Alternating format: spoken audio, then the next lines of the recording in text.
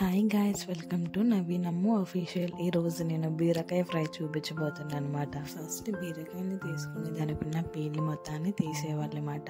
తీసేసిన తర్వాత మంచిగా వాష్ చేసేసుకొని ఒక ఆనియన్ కూడా తీసుకొని కట్ చేసేసుకోవాలి చిన్న చిన్నగా. స్టవ్ వెలిగించి ప్యాన్ పెట్టుకుని ఆయిల్ వేసుకోవాలి. ఆయిల్ హీట్ ఎక్కిన తర్వాత తాలింపు దినుసులు అండ్ ఎండుమిర్చి, కరివేపాకు అవి కూడా కొంచెం వేగనివ్వాలి. వేగిన తర్వాత ఆనియన్స్ వేసుకొని ఆనియన్స్ కూడా మంచిగా బ్రౌన్ కలర్ వచ్చిన తర్వాత పసుపు వేసుకొని మిక్స్ చేసేసుకోవాలి.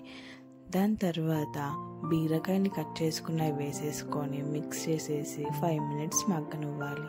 ఏంటి ఆయిల్ వేస్తుందని చూస్తున్నారు? అక్కడ మా బీరకాయ కర్రీలో ఆయిల్ తక్కువ అయిందని పక్క నుంచి మా అత్తయ్య చెప్తుంది అన్నమాట. ఆయిల్ ఎక్కువగా ఉంటే బాగుంటుంది బీరకాయ కర్రీలో అంది, అందుకే కొంచెం ఆయిల్ వేసాను.